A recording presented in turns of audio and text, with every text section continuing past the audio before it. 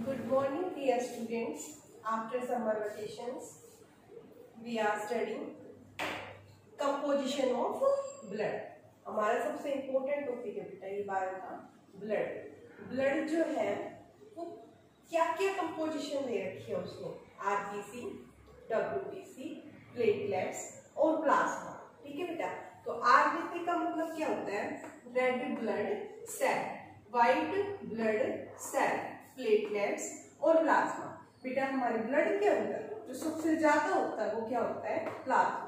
अब बात आती है कि प्लाज्मा होता क्या है? प्लाज्मा होता है बेटा लिक्विड पार्ट ऑफ ब्लड, ठीक है, जिसके अंदर आरबीसी, डब्ल्यूबीसी और प्लेटलेट्स ये सभी सस्पेंड करते हैं।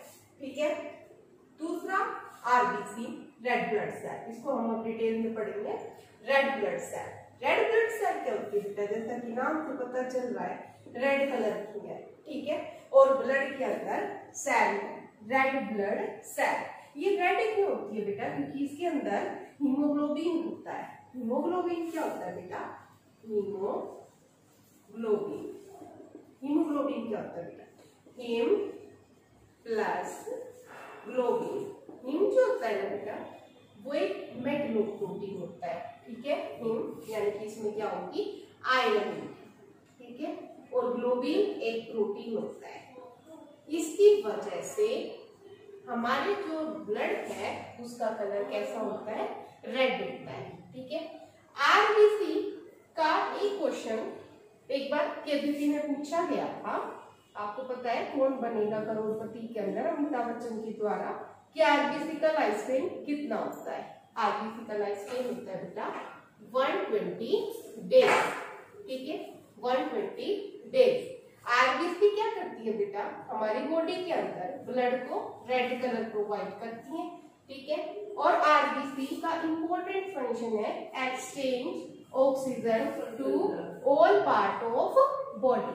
बॉडी के अंदर जो ऑक्सीजन है, ठीक है, जो लंग्स के अंदर ऑक्सीजन है इंस्पिरेशन से आती है, उसको पूरे बॉडी पार्ट्स में सप्लाई करने का काम करती है। क्योंकि ऐसा कि हमें पता है, हमने लाइफ प्रोसेस में पढ़ा है 10th क्लास में कि ऑक्सीजन जो है उसकी जरूरत पूरी बॉडी को पड़ती है।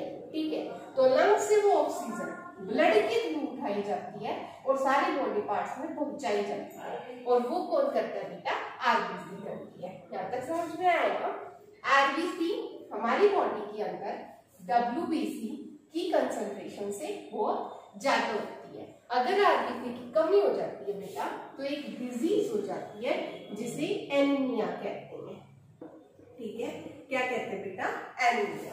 एक क्वेश्चन पूछा जाता है अक्सर एग्जाम के अंदर, कंपटीशन के अंदर, क्या जैसे जैसे हम हाइट पर चढ़ते हैं, हाइट पर जाते हैं, तो आरबीसी की संख्या घटती है या बढ़ती है? बेटा ये फेवरेट क्वेश्चन है हमारे कंपटीशन का नीट के अंदर में। तो ये आप मुझे बताएंगे सोच समझ के कि आरबीसी की संख्या बढ़ेगी या घटेगी जब भी हम हाइट पर जाएंगे। ठीक है, इसके बाद देखो बेटा दूसरा जो कंपोनेंट आता है ब्लड का most important component WBC. WBC white blood cell क्या होता है बेटा? White blood cell.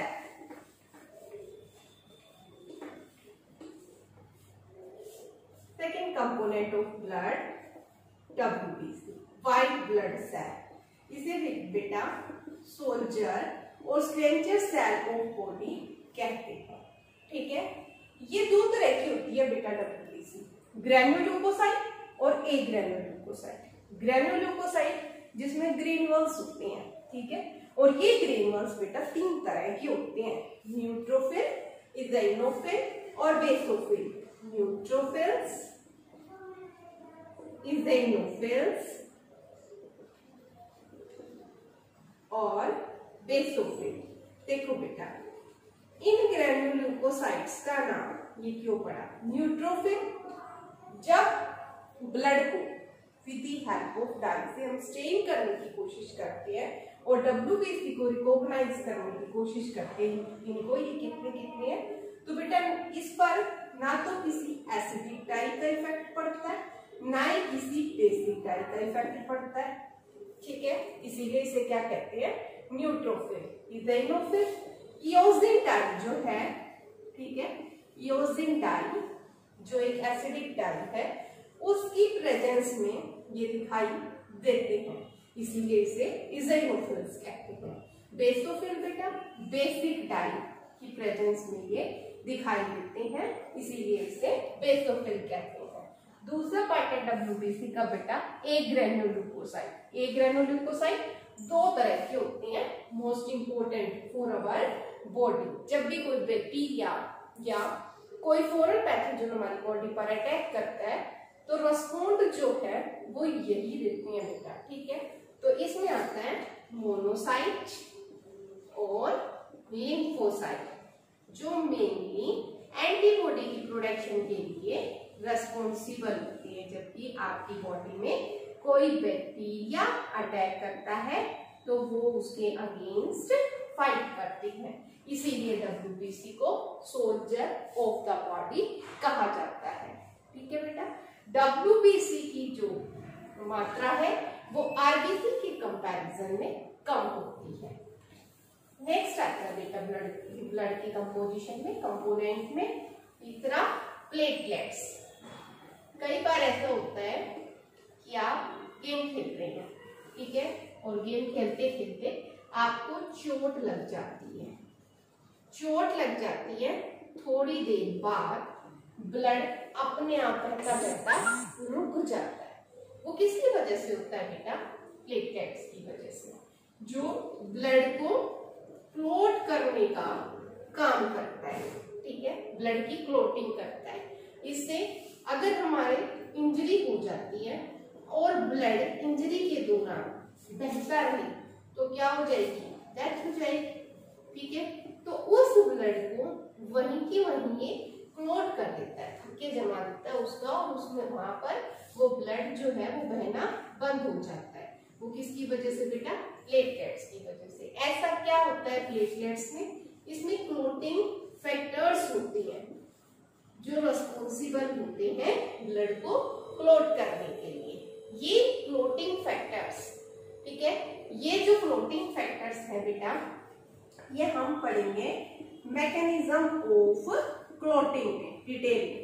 क्या होते हैं क्लोटिंग फैक्टर, कैसे इंजरी अगर करती है और वो स्टॉप हो जाती है। तो इसका मेन फंक्शन क्या है बेटा, क्लोटिंग ऑफ ब्लड। और fourth part liquid part blood का, जिसमें ये सभी RBC, WBC और प्लेटलेट्स सस्पेंड करते हैं। तो WBC का जो लाइफ स्पेन है बेटा वो होता है 2 to 4 डेज, ठीक है। WBC सिर्फ 2 से 4 दिन तक बनती है और उसके बाद इसकी डेथ हो जाती है और फिर दूसरी बनने लगती है। अगर WBC की संख्या बहुत अधिक मात्रा में हो जाती है बॉडी में तो बेटा ब्लड कैंसर हो जाता है, इसीलिए WBC की संख्या कम होती है, ठीक है। तो आज हमने पढ़ा composition of blood. Thank you.